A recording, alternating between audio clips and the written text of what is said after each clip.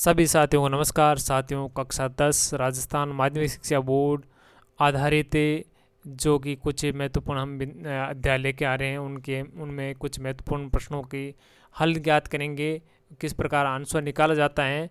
तो वो बोर्ड परीक्षा 2020 में आपके लिए महत्वपूर्ण साबित होंगे।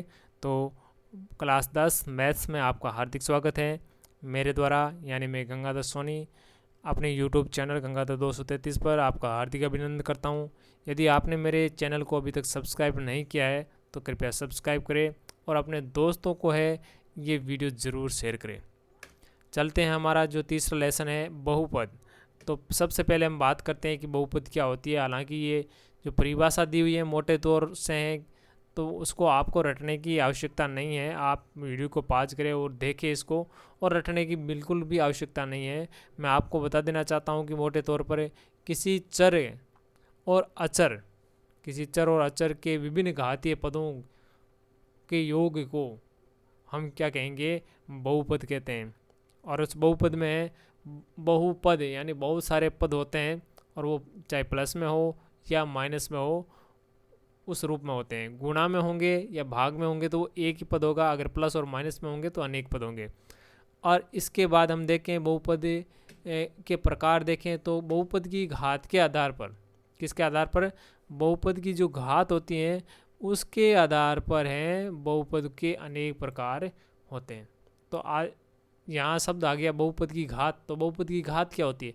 बहुपद की घात होती है कि उस बहुपद में चर की अधिकतम घात बहुपद की घात कहलाती है।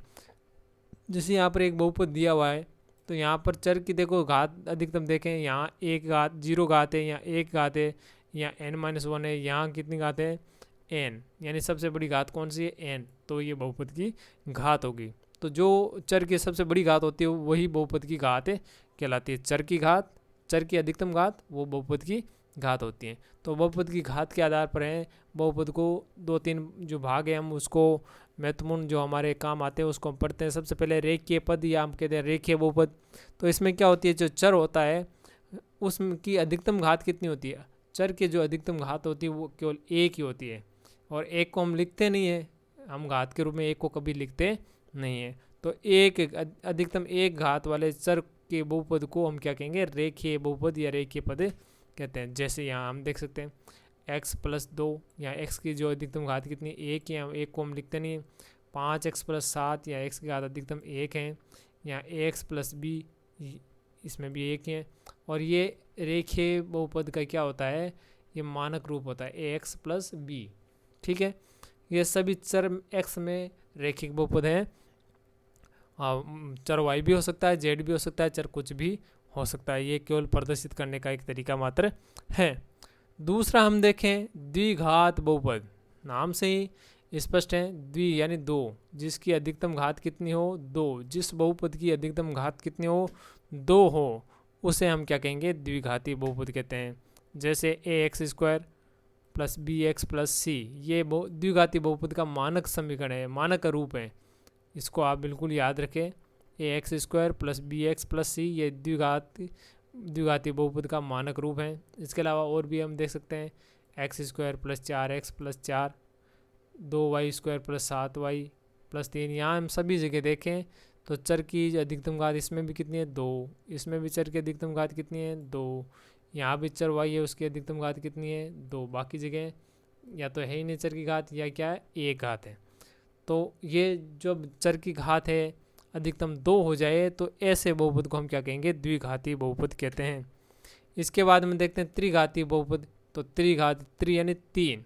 तो जिस बहुपद में चर की अधिकतम घात कितनी हो, 3 हो, उसे हम त्रिघाती बहुपद कहते हैं। जैसे ax की घात 3 + bx² + cx + d, यहाँ y की घात 3 + 2y² + 4y + 8, यहाँ y की अधिकतम घात कितनी है, 3। तो ये त्रिघाती बहुपद हो गया। और यहाँ x की अधिकतम घात कितनी है, 3। तो ये x का बहुपद हो गया।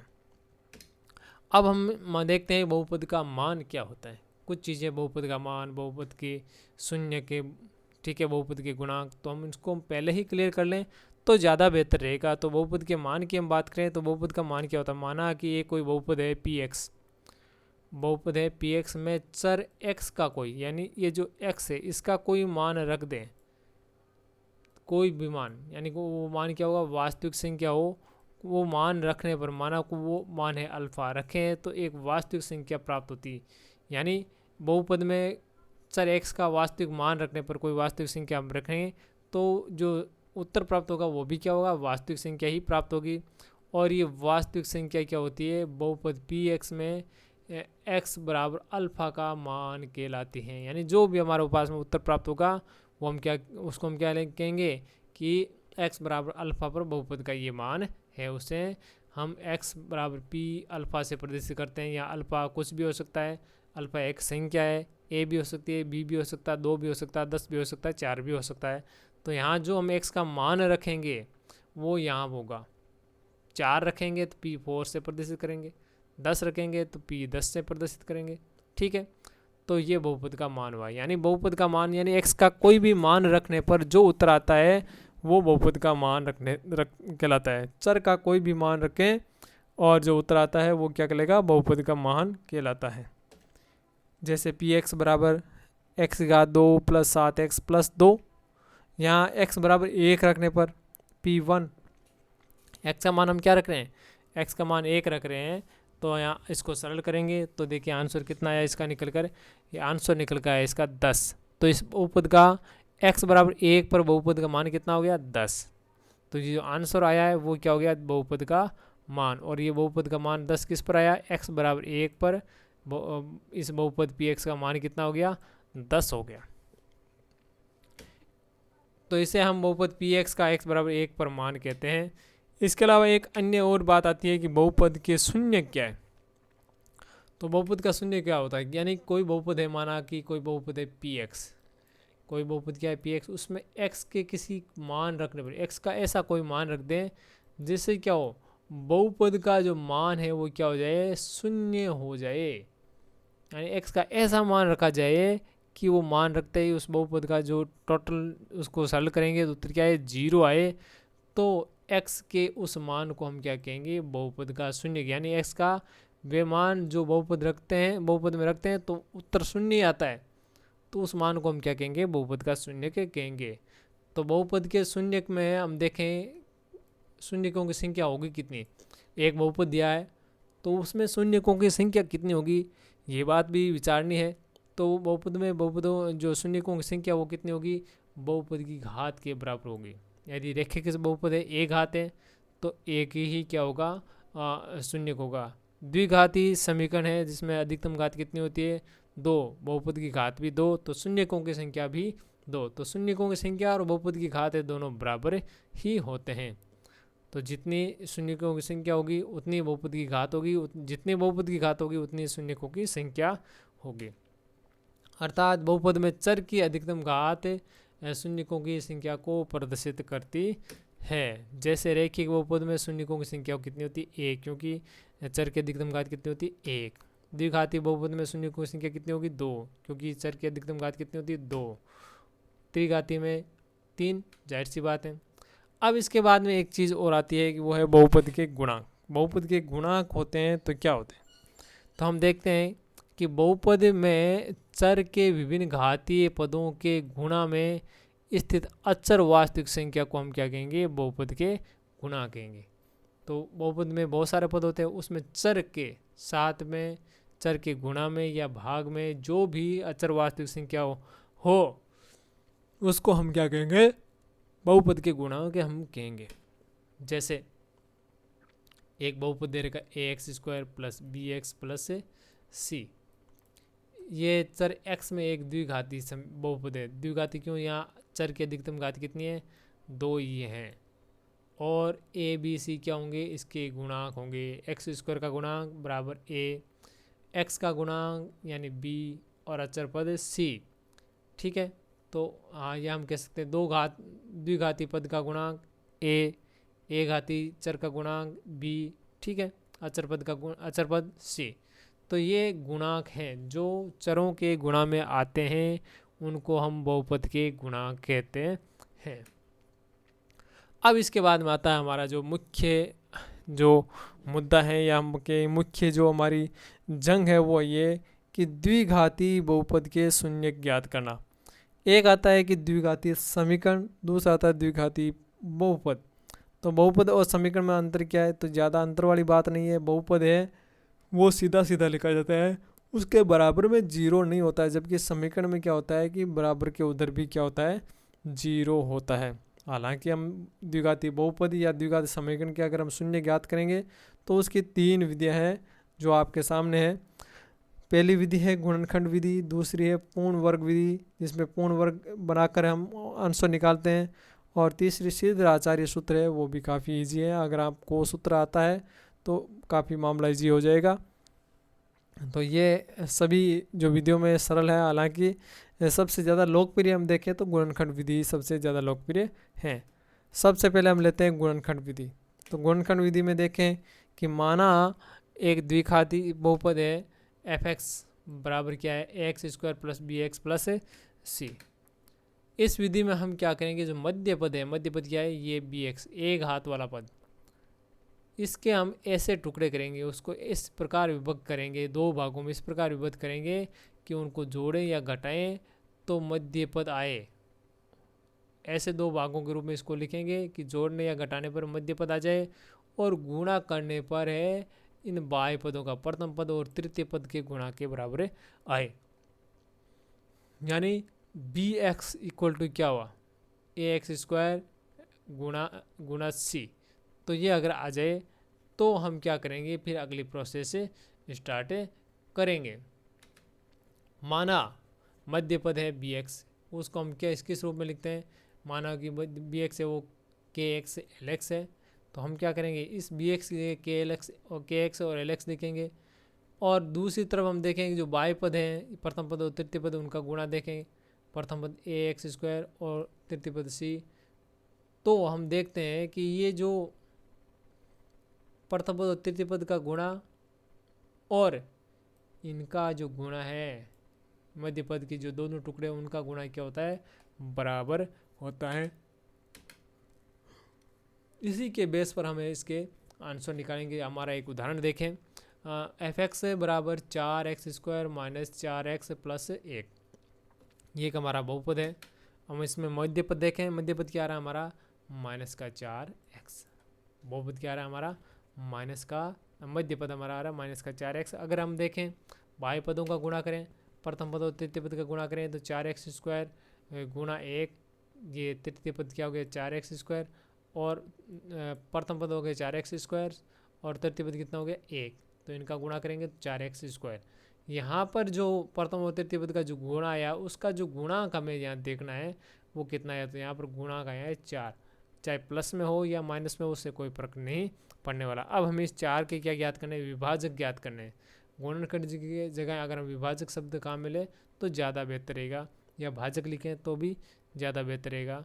गुणांक 4 के विभाजक हम देखें क्या हो, यानी 4 में किस किस का भाग जाता है, तो हम देखते हैं 4 के में 1 का भाग जाता है, 2 का भी जाता है, 3 का जाता नहीं है, फिर किसका जाएगा, 4 का भाग जाएगा। अब ये जो 4 है उसमें प्लस 1 का भी भाग जाता है, माइनस 1 का भी जाता है, प्लस 2 का भी भाग जाता है तो माइनस 2 का भी जाता है, प्लस 3 का भाग जाता है तो प्लस 4 का भाग जाता है तो माइनस 4 का भी भाग जाएगा, प्लस 3 का तो जाता ही नहीं, 3 का तो जाता ही नहीं। तो इसको हम क्या रखेंगे, इनको प्लस माइनस रखेंगे, इनको प्लस माइनस से रखेंगे। अब हमें इन जो गुणनखंड है जो विभाजक हैं उनको देखकर ही मध्य पद का उत्तर निकालना है। तो मध्य पद कितना देखो -4 है, तो अब इनमें से ये जो हमारे पास तो 3 ही अंक आए हैं, तो इनको 3 प्लस के 3 माइनस के अगर इनको हम जोड़ें या घटाएं तो -4 कैसे प्राप्त हो। 1 और 2 को ले तो आंसर 3 ही होता है, 1 और 4 को ले तो 5 हो जाता है। तो फिर हम क्या करेंगे, तो हम क्या करेंगे 2 में 2 ही जोड़ दें, एक पद 2 बार आ सकता है, अधिकतम 2 बार ही लेना है, तो 2 में क्या करेंगे जोड़ देंगे। और ये प्रथम पद किसका है, माइनस का है, तो दोनों ही पद क्या लेंगे, माइनस के लेंगे, दोनों ही पद क्या लेंगे, माइनस के लेंगे। ये एक सारणी है जिसके द्वारा हम बता सकते हैं कि चिन्ह क्या होगा और क्या नहीं होगा। मान लो कि प्रथम पद और तृतीय पद के गुणा के जो चिन्ह है वो क्या आ रहे हैं, प्लस आ रहे हैं। ये जो गुणा का चिन्ह अगर प्लस आ रहा है और मध्य चिन्ह किसका हो, प्लस का हो, गुणा का चिन्ह ये प्रथम और तृतीय पद का गुणा प्लस और मध्य पद भी क्या हो, प्लस हो, तो जो इसके जो टुकड़े होंगे वो भी क्या होंगे, प्लस के होंगे। दूसरा, प्रथम और तृतीय पद के गुणा का चिन्ह है, गुणनफल का चिन्ह है वो प्लस हो, जैसे इस स्थिति में है। और मध्य पद क्या है, माइनस का हो, जैसे यहाँ पर दे रखा है -4x। तो क्या होगा, तो जो दोनों जो गुणांक होंगे वो क्या होंगे, माइनस के होंगे।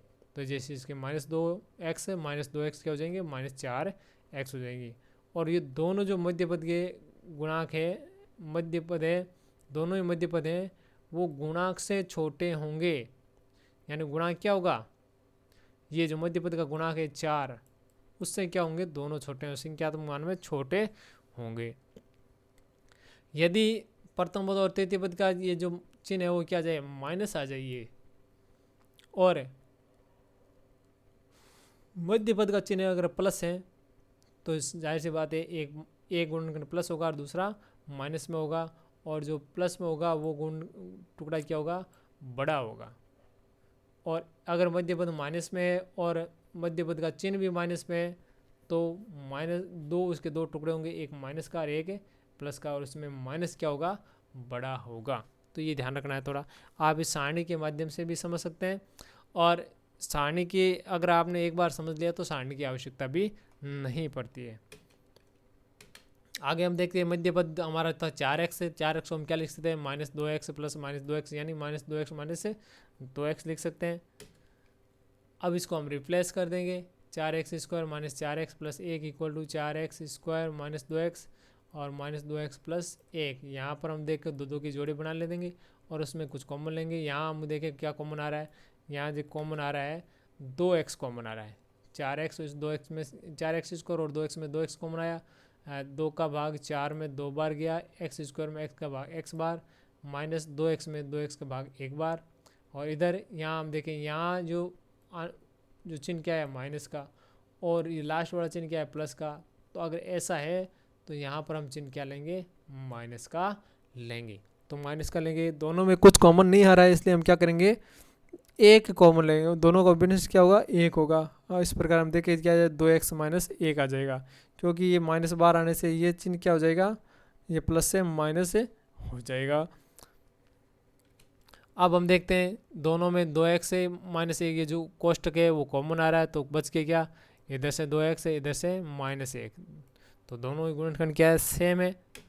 तो f(x) बराबर 0 रखने पर 2x -1 और 2x -1 इक्वल टू 0, तो 2x -1 इक्वल टू 0। अब दोनों को अलग अलग 0 के बराबर रखेंगे, दोनों को क्या करेंगे, अलग अलग 0 के बराबर रखेंगे। तो इस प्रकार हम देखते हैं 2x बराबर 1, 2x बराबर 1, x बराबर 1/2 और x बराबर 1/2। अतः हम कह सकते हैं कि बहुपद f(x) से बराबर 4x स्क्वायर -4x प्लस 1 के शून्य क्या होंगे, 1/2 और 1/2। एक और उदाहरण हम लेते हैं, माना कि 9x square -3x -2 equal to क्या है, 0। हम इसको समीकरण के बहुपद की जगह अगर हम द्विघाती समीकरण के तो ज़्यादा बेटर होगा, क्योंकि बराबर में क्या है, 0 है। तो चाहे बहुपद हो या समीकरण हो, द्विघाती बहुपद हो या द्विघाती समीकरण हो, उसको हम गुणनखंड विधि से अगर हम उसके हल निकालें, शून्य निकालें, मूल निकालें, तो तरीका वही है।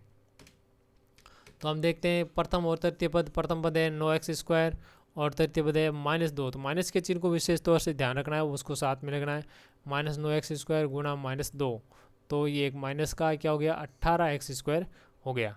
अब ये जो इसका जो गुणांक आया है प्रथम और तृतीय पद के गुणांक, उसका क्या है, -18 है। तो -18 के हम क्या निकालेंगे, विभाजक, यानी -18 में किस किस का भाग जाता है। तो हम देखते हैं 18 में भाग जाता है 1 का, 2 का भी जाता है, 3 का भी जाता है, 4 का नहीं जाता, 5 का नहीं जाता, 6 का जाता है, 9 के पाड़े में आता है, फिर 18 के पाड़े में शून्य आता है।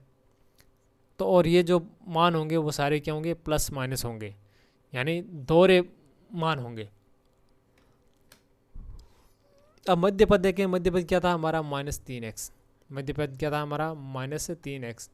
तो अब यहाँ से हम देखें ये जो टुकड़े आए हैं ये सारे इनमें से किसको जोड़ें या किसको घटाएं, तो उत्तर क्या है, -3 आए।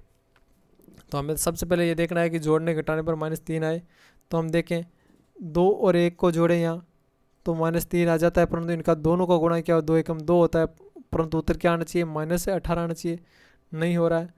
यहाँ इनको 2 और 3 को जोड़े तो 3 नहीं होता है, तो हम क्या करेंगे, 18 कब होता है, या तो 3 को और 6 को जोड़ें या हम घटा दें।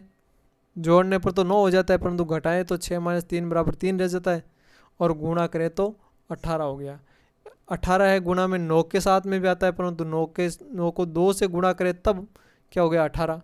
और अगर इन दोनों में बाकी करेंगे 9 - 2 = 7 रह जाते हैं, तो बात जमने वाली नहीं है। तो हम क्या करेंगे, -3x प्राप्त करने के लिए क्या करेंगे, एक अंक रखेंगे 6 का और एक रखेंगे 3 का, क्योंकि हमारा जो आंसर है वो किस में आ रहा है, आंसर आ रहा है -3 में। तो जो बड़ा वाला होगा वो क्या होगा, माइनस का होगा, और जो छोटा वाला होगा वो क्या होगा, प्लस का होगा। तो -6x प्लस 3x, तो -3x को इससे रिप्लेस कर देंगे। तो हमने यहाँ इसको रिप्लेस कर दिया, 2 के जोड़े बना लें। तो यहाँ पर हम कॉमन देखें, 9 6 में से कॉमन क्या आ रहा है, 3 कॉमन आ रहा है, 3x कॉमन आ रहा है। तो क्या बच गया, 3 का भाग 9 में 3 बार, और x² में भाग x बार, ठीक है। माइनस है तो यहाँ भी माइनस है, और x है, x कट जाएगा, 6 में 3 का भाग 2 बार गया, प्लस यहाँ देखो कुछ कॉमन नहीं आ रहा है, तो हम क्या कॉमन क्या लेंगे, 1 लेंगे। यहाँ माइनस है, इधर भी लास्ट वाला पद क्या है, माइनस है, ये माइनस आ रहा है कोष्टक में, पहले कोष्टक में, और यहाँ अंतिम पद वो भी क्या है, माइनस है, सेम है। तो हम यहाँ क्या लेंगे, प्लस लेंगे, और प्लस वैसे ही है, तो बाकी सारा सेम टू सेम लिखा जाएगा। अब यहाँ देखते हैं हम कोष्टक कॉमन आ रहा है, 3x - 2, 3x - 2 कॉमन हम ले लेंगे, तो क्या बचेगा अंदर, 3x + 1 बच जाएगा। दोनों को 0 के बराबर रखें, तो 3x - 2 = 0, और 3x + 1 = 0। अब इसको पक्षांतरण कर दे, 2 उधर चला जाएगा, तो 3x = 2, तथा इसमें देखें 3x बराबर क्या जाएगा, ये 1 प्लस का उधर जाकर किसका बन जाएगा, ये 1 किसका बन जाएगा, माइनस का बन जाएगा। यहाँ से हम x का मान निकालते हैं, x = 3/2 और x = -1/3। तो इस प्रकार हम बता सकते हैं कि 9x² - 3x - 2 = 0। अगर समीकरण दिया हुआ है, अगर बहुपद दिया हुआ होता तो हम इतना ही लिखते कि शून्य क्या है, शून्य के 2 हल के 2 मूल के 2, तो वो शून्य क्या हो गए, 2/3 और -1/3 है। आपको एक होमवर्क के रूप में है ये कार्य करना है। 2x² - 5x + 3 = 0 है, या बहुपद है एक, या द्विघाती समीकरण है, उसके आपको हमें क्या याद करना है, शून्य याद करना है। तो ये कार्य आप अपने स्तर पर करेंगे। आशा करता हूँ आप इसको करके इस क्वेश्चन को उत्तर है कमेंट बॉक्स में ज़रूर देंगे। इसी के साथ इस वीडियो से हम लेते हैं अलविदा। अगला जो वीडियो होगा उसमें हम पूर्ण वर्ग विधि और श्रीधराचार्य विधि के द्वारा है गुणनखंड ज्ञात करने का प्रयास करेंगे, उनसे हम सीखेंगे। तब तक के लिए धन्यवाद।